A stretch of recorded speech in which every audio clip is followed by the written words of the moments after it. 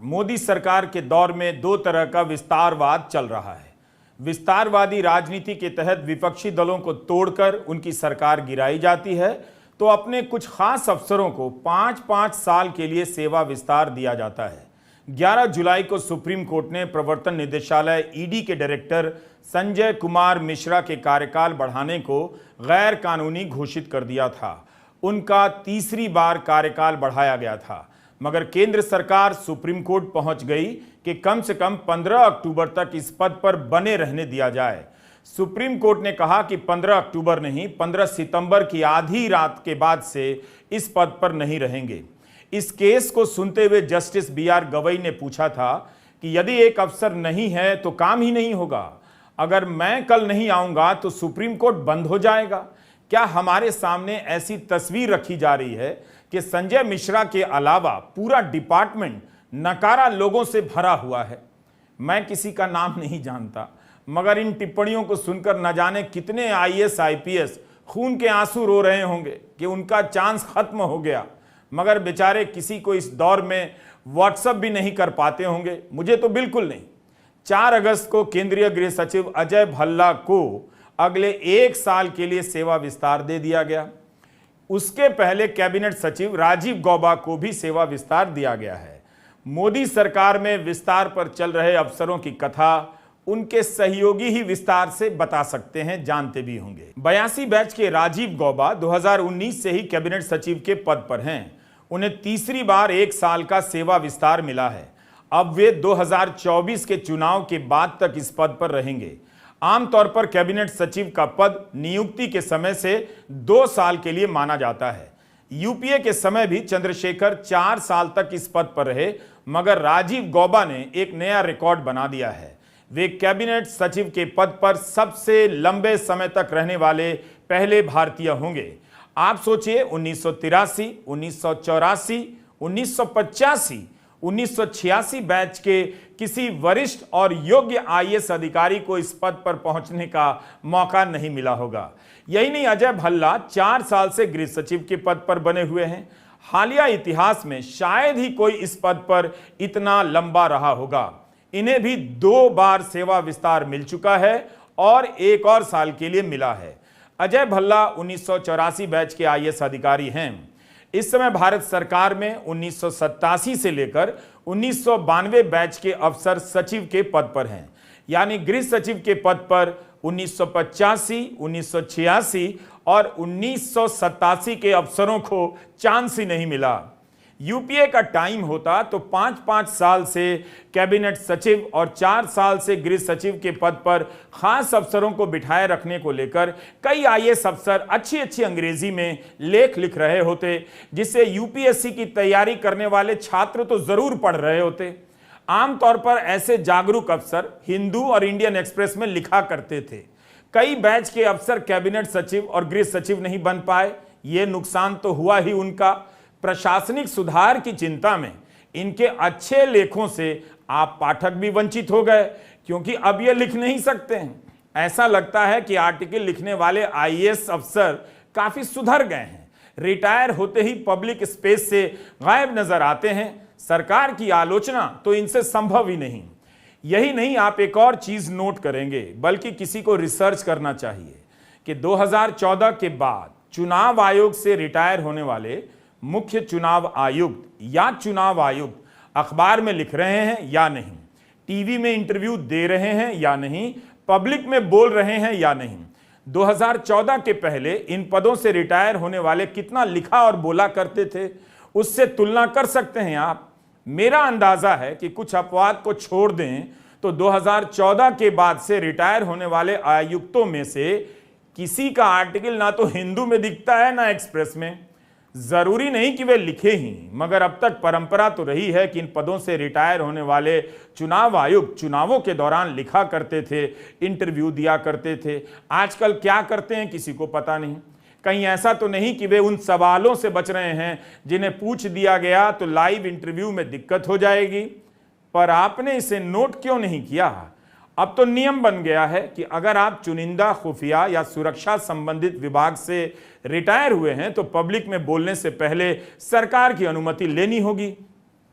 इसके खिलाफ 109 पूर्व अफसरों ने प्रधानमंत्री को पत्र लिखा है। अब रिटायरमेंट के बाद ये लोग अपनी आत्मकथा भी नहीं लिख पाएंगे। कितना बुरा दिन आ गया इनका। सुपर पावर इंडिया बनाने चले थे ये लोग, इन्हें लिखने बोलने का पावर नहीं बचा।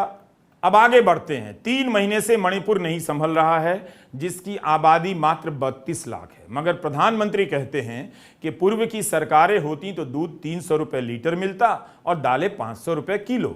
जिस समय टमाटर कई शहरों में 200 से 250 रुपए किलो बिक रहा है और अदरक 380 रुपए किलो तक बिक रहा है, उस दौर में प्रधानमंत्री आपको समझा रहे हैं कि ये जो महंगाई है ये तो कुछ भी नहीं है। पूर्व की सरकारें होती तो कितनी होती। कमाल का लॉजिक है। व्हाट्सएप यूनिवर्सिटी के अंकिल तो मारे खुशी के जमीन पर लौट जाएंगे, कुर्ता फाड़ लेंगे अपना। एक रिपोर्ट के अनुसार जून 2022 से जून 2023 के बीच दूध 10% से अधिक महंगा हुआ है। पिछले 5 साल में दूध करीब 35% महंगा हुआ है। मगर प्रधानमंत्री चाहते हैं कि आप यह सोचें कि पूर्व की सरकारें होती तो और कितना महंगा होता। यही फायदा होता है जब जनता धर्म की राजनीति के असर में सोचना समझना बंद कर देती है। पहले धर्म के नाम पर असुरक्षा का भाव पैदा करो कि हम नहीं होंगे तो आपकी रक्षा कौन करेगा। अब अर्थव्यवस्था के नाम पर असुरक्षा का भाव पैदा करो कि ये जो महंगाई है ये तो कुछ भी नहीं। अगर पूर्व की सरकारें होती तो पेट्रोल न जाने किस भाव पर मिल रहा होता। मेरी समझ से आप घर में एक चार्ट पेपर रखिए, उस पर 2 कॉलम बनाइए। एक का नाम दीजिए मोदी सरकार और दूसरे का नाम दीजिए पूर्व की सरकारें। आज जो भी चीजें महंगी हो गई हैं उसे मोदी सरकार वाले कॉलम के नीचे लिखते जाइए, फिर उसका कई गुना दाम बढ़ाकर पूर्व की सरकार वाले कॉलम के नीचे लिखते जाइए। फिर खुद को कोसिए, छाती पीटिए कि आपने कैसे समझ लिया कि अभी जो बीमा का प्रीमियम बहुत महंगा हुआ है, पेट्रोल महंगा हुआ है, स्कूल और अस्पताल की फीस महंगी हो गई है, उसे आपने महंगा समझने की गलती कैसे कर दी। फिर कान पकड़कर उठक बैठक अपने घर में ही कीजिए और जो भी चीज महंगी लगती है उसे परिवार के सामने सस्ती घोषित कर दीजिए। अर्थशास्त्री प्रधानमंत्री नहीं होने का देश को यही सबसे बड़ा फायदा है कि देश भर में 150 से 250 रुपया किलो टमाटर बिक रहा है। जो लोग खरीद नहीं पा रहे हैं वो ऐसे सोचें कि अच्छा है मोदी जी हैं, पूर्व की सरकारें होती तो टमाटर 800 रुपए किलो बिक रहा होता, इसलिए 250 का रेट सस्ता माना जाए। व्हाट्सएप अंकिल तो सोसाइटी के गेट पर कुर्ता फाड़ डांस करने लग जाएंगे। तो आइए आप सभी 15 अगस्त की पूर्व संध्या पर पेट्रोल, टमाटर, प्याज, दाल, जीरा और दूध सस्ता होने पर हाथ में मिट्टी उठाकर कसम खाइए कि इससे सस्ता कभी नहीं खाया न देखा।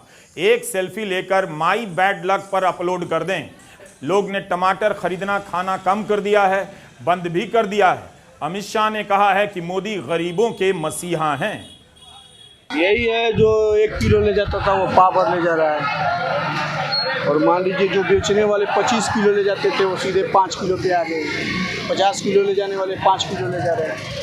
बिक्री बहुत कमज़ोर है। टमाटर जो यहाँ पे 5-6 गाड़ी आकर बिकती थी वो इस समय 1 गाड़ी भी नहीं आ रहा है। 50 का रेट आ रहा है। 50 का रेट आने के बाद उतने ही में धीरे धीरे करके बिक्री हो रहा है। बिक्री मतलब एकदम ना के बराबर है। जिसको ले जाना था चाहिए 50 किलो वो मात्र 5 किलो ले जा रहा है। तो महंगाई से निराश लोगों के लिए गर्व करने का एक नया कार्यक्रम आ रहा है। जल्दी ही उन्हें अपनी हथेली पर मिट्टी लेकर सेल्फी खिंचानी होगी और सरकारी वेबसाइट पर अपलोड करना होगा। मेरी मिट्टी मेरा नमन नाम है इस अभियान का। 2022 में घर घर तिरंगा हुआ था, काफ़ी वक्त हो भी गया है, इसलिए नया अभियान आ रहा है ताकि 250 रुपया किलो टमाटर खरीदने या नहीं खरीद पाने वाले लोग देश से निराश ना हो जाएं।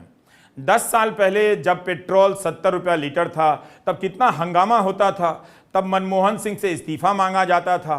मनमोहन सिंह को यह समझ नहीं आई कि कह दें कि 2004 की वाजपेयी सरकार होती तो पेट्रोल 500 रुपया लीटर होता, अभी तो 70 रुपया लीटर मिल रहा है, फिर जमकर वोट भी मिलता। मणिपुर को लेकर सरकार का भी लगता है ऐसा ही कुछ नजरिया है। अब तो कई शहरों में न जाने कितने महीनों से लोग 100 रुपया लीटर पेट्रोल भरा रहे हैं। मुंबई, चेन्नई, कोलकाता में तो मिल ही रहा है। बाकी शहरों में भी रेट 95 से 100 रुपया लीटर है। लोग खुशी खुशी दे रहे हैं ताकि उन्हें ये लेक्चर सुनने को मिल जाए कि भारत दुनिया की तीसरी अर्थव्यवस्था बनने जा रहा है। इस खुशी में अगर आप 100 रुपये लीटर पेट्रोल ना भराएं तो अच्छा नहीं लगता है। जनता ने महंगाई को लेकर बहस छोड़ दी है या मीडिया ने, यह साफ नहीं, क्योंकि जनता वही देख रही है जो मीडिया दिखा रहा है, इसलिए शक दोनों पर जा रहा है। घर खरीदने वाले और खरीद चुके लोग पेट्रोल और टमाटर के दाम के साथ एक और मामले में एडजस्ट कर रहे हैं। एक प्राइवेट कंसल्टेंट एनरॉक की रिपोर्ट है कि किफायती हाउसिंग सेगमेंट में ईएमआई पिछले 2 साल में 20% बढ़ गई है। 20 साल में जो ब्याज है वो मूलधन से ज्यादा हो गया है। फ्लोटिंग ब्याज दरें 2021 में 6.7% थी, अब 9.15% हो गई। इस कारण किफायती सेगमेंट में घरों की बिक्री में 20% की गिरावट भी आई है। द प्रिंट में पत्रकार TN नाइनन ने लिखा है कि भारत तेज बढ़ती हुई अर्थव्यवस्था नहीं है।